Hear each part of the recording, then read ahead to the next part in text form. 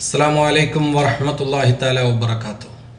അൽഹംദുലില്ലാഹ് വസ്സലാത്തു വസ്സലാമു അലാ റസൂലില്ലാഹ് വഅലാ ആലിഹി വസഹ്ബിഹി അജ്മഈൻ. അമ്മാ ബഅദ്. പ്രിയപ്പെട്ട സുഹൃത്തുക്കൾ, നമ്മൾ കഴിഞ്ഞ വീഡിയോകളിൽ ചർച്ച ചെയ്തുകൊണ്ടുവന്നത് മതമില്ല എന്ന് പറയുന്നവർ, നിരീശ്വരവാദത്തിൽ വിശ്വസിക്കുന്ന ആളുകൾ, അവർ സമാധാനത്തിൻ്റെ ആളുകളാണ്.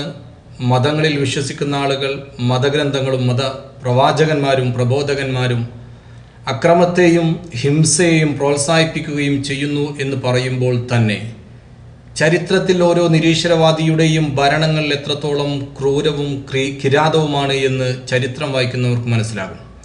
അത്തരത്തിൽ ചരിത്രത്തെ കളങ്കപ്പെടുത്തിക്കൊണ്ട് കടന്നുപോയ നരഹത്യയും വംശഹത്യയും ഭരണത്തിൻ്റെ ജീവിതത്തിൻ്റെ ഭാഗമാക്കിയ ലോകം കണ്ട ഏറ്റവും വലിയ ഭീകരവാദികളായ നിരീശ്വരവാദി ഭരണകർത്താക്കളെക്കുറിച്ചാണ്.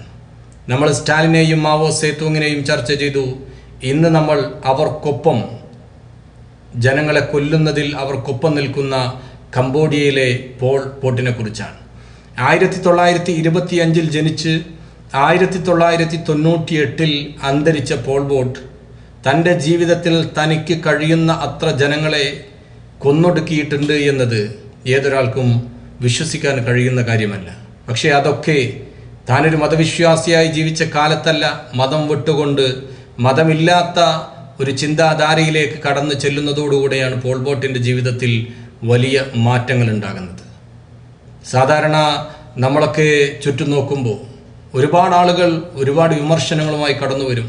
എന്നിട്ട് പറയും, ഇസ്ലാം അതാണ്, മറ്റുള്ള മതങ്ങൾ ഇങ്ങനെയാണ്, എല്ലാം അക്രമത്തെ പ്രോത്സാഹിപ്പിക്കുകയാണ്, മതങ്ങൾ മനുഷ്യനെ മയക്കുന്ന കറുപ്പാണ് എന്ന് പറഞ്ഞ് മതങ്ങൾക്ക് നേരെ കുരച്ചു ചാടുന്ന ആളുകൾ യഥാർത്ഥത്തിൽ മനുഷ്യനെ മയക്കുന്ന കറുപ്പല്ല, അതിനേക്കാൾ മുകളിൽ ചെന്ന് നിൽക്കുകയാണ്. പോൾ പോട്ടിൻ്റെ ചരിത്രം പറയുന്നിടത്ത് യഥാർത്ഥ നാമം സാലോത് സാർ എന്ന് പറയുന്ന 1925 പ്രേഗ് ഷാബു, ഇപ്പോഴത്തെ കംബോഡിയയിലെ പ്രേഗ് ഷാബുവിൽ ജനിച്ച പോൾ പോട്ട് 1998 ഈ ലോകത്ത്, കംബോഡിയയിൽ നിന്ന് ഈ ലോകത്ത് നിന്ന് വിട പറഞ്ഞു പോകുന്നത് വരെ എക്സ്ട്രീം മാവോയിസ്റ്റ് കമ്മ്യൂണിസ്റ്റായി ജീവിച്ച പോൾ പോട്ടിൻ്റെ ജീവിതത്തിൽ ഒരുപാട് വിശ്വാസികൾ പഠിക്കാനുണ്ട്. സലോത് ഫേം എന്ന് പറയുന്ന, അല്ലെങ്കിൽ ലോത്ത് എന്ന് പറയുന്ന നല്ല ഒരു കഠിനാധ്വാനിയായ കർഷകൻ്റെ മകൻ, ആ നാട്ടിൽ അത്യാവശ്യം തരക്കേടില്ലാത്ത ജീവിത നിലവാരമുള്ള, അതുപോലെ സോക്നേം എന്ന് പറയുന്ന ഒരു ബുദ്ധ മതവിശ്വാസിയായ, ബുദ്ധമതത്തെ കൃത്യമായി ഫോളോ ചെയ്യുന്ന, ബുദ്ധമതത്തെ വിശ്വസിച്ചുകൊണ്ട് അതിലെ ആചാരങ്ങളും അനുഷ്ഠാനങ്ങളും കൃത്യമായി പാലിച്ചു പോരുന്ന സോക്നേം എന്ന് പറയുന്ന അമ്മയുടെയും മകനായിട്ടാണ് പോൾ പോട്ട് ജനിക്കുന്നത്. ഒരു ചൈനീസ് ഖെംഷിർ പരമ്പരയിൽപ്പെട്ടതുകൊണ്ട് തന്നെ അവരുടെ സംസ്കാരങ്ങളിലും ജീവിതത്തിലും അത് കൃത്യമായി കാണാമായിരുന്നു. 9 മക്കളിൽ ഒരുവനായ പോൾ പോട്ട് മതപരമായി തെരവാദ ബുദ്ധിസ്റ്റ് ഫാമിലിയിൽപ്പെട്ട, ബുദ്ധമതം പിൻപറ്റുന്ന, ബുദ്ധമതമനുസരിച്ച് ജീവിക്കുന്ന, അന്ന് കംബോഡിയയിലെ ഒരു വലിയ മതമായിരുന്നു ബുദ്ധമതം എന്ന് പറയുന്നത്. അവിടെ ക്രിസ്ത്യാനികളുണ്ടായിരുന്നു, അതുപോലെ തന്നെ മുസ്ലിങ്ങളുണ്ടായിരുന്നു. ആ പല മതവിശ്വാസികൾക്കിടയിൽ ബുദ്ധമതം അനുസരിച്ചുകൊണ്ട് ജീവിച്ചു വന്ന പോൾ പോട്ട് തൻ്റെ ജീവിതത്തിൽ 2 മില്യൺ ആളുകൾ, 20 ലക്ഷത്തോളം ആളുകളുടെ മരണത്തിന് കാരണമായിട്ടുണ്ട് എന്ന് പറയുമ്പോൾ പലരെയും അതിദാരുണമായ രീതിയിൽ കൊല ചെയ്യുകയും പലരെയും പട്ടിണി കിടക്കുന്ന രീതിയിലേക്ക് നയങ്ങളും പോളിസികളും തീരുമാനിച്ചുകൊണ്ട് നിയമിച്ചുകൊണ്ട് അത്രയും ആളുകളെ കൊല്ലുന്ന രീതിയിലേക്ക് പോൾ പോട്ടിൻ്റെ ചിന്തകൾ മാറിയിട്ടുണ്ടെങ്കിൽ അതിന് പിന്നിൽ മതമുള്ളവരെ, മതത്തിൽ വിശ്വസിക്കുന്ന ആളുകളെ ഇല്ലായ്മ ചെയ്യണം എന്ന ഒരു ചിന്താധാര മാത്രമാണ്. എത്രത്തോളം ക്രൂരമായാണ് ഒരു നിരീശ്വരവാദി ചിന്തിക്കുന്നത് എന്ന് ഇതിൽ നിന്ന് വ്യക്തമാണ്. ആളുകളെ കൊല്ലുന്നത് എക്സിക്യൂഷൻ, പരസ്യമായി കൊണ്ടുവന്ന് തൂക്കിക്കൊല്ലുന്ന അവസ്ഥ, സ്റ്റാർവേഷൻ, പട്ടിണി കാരണം ഒരുപാട് ആളുകൾ മരിച്ചുപോയ അവസ്ഥ, ഫോഴ്സ്ഡ് ലേബർ, നിർബന്ധിതമായി തൊഴിലെടുപ്പിക്കുക, അതികഠിനമായ സാഹചര്യങ്ങളിൽ ജനങ്ങളെ തൊഴിലെടുപ്പിച്ചുകൊണ്ട് എത്രയോ ആളുകൾ മരിച്ചു പോണു. അതേപോലെ ടോർച്ചർ ആൻഡ് ഇംപ്രിസൺമെൻറ്റ്, കഠിന തടവും അതുപോലെ കഠിനമായ പീഡനവും കാരണം എത്രയോ ആളുകൾ പോൾ പോട്ടിൻ്റെ ജീവിതകാലത്ത്, ഭരണകാലത്ത് മരണപ്പെട്ടു പോയി. 1960കളുടെ കാലഘട്ടത്തിൽ കമ്മ്യൂണിസ്റ്റ് മൂവ്മെൻറ്റിൽ ചേരുന്നതോടുകൂടെയാണ് അന്ന് വരെ ബുദ്ധമത വിശ്വാസിയായി ജീവിച്ചു വന്ന പോൾ പോട്ടിൻ്റെ ജീവിതത്തിൽ മാറ്റങ്ങൾ ഉണ്ടാകുന്നത്. 1968 ഖെമേർ റോഗ് എന്ന് പറയുന്ന ഗോറില്ല വാർഫെയർ ഒരു സംഘടന ഉണ്ടാക്കുകയും അതിൻ്റെ തലപ്പത്തേക്ക് വരികയും ചെയ്യാണ് പോൾ പോട്ട്. 1975 അന്നത്തെ കംബോഡിയയുടെ തലസ്ഥാനമായ നോംപെൻ എന്ന് പറയുന്ന സ്ഥലം സംഘർഷത്തിലൂടെ പിടിച്ചെടുക്കുകയാണ്.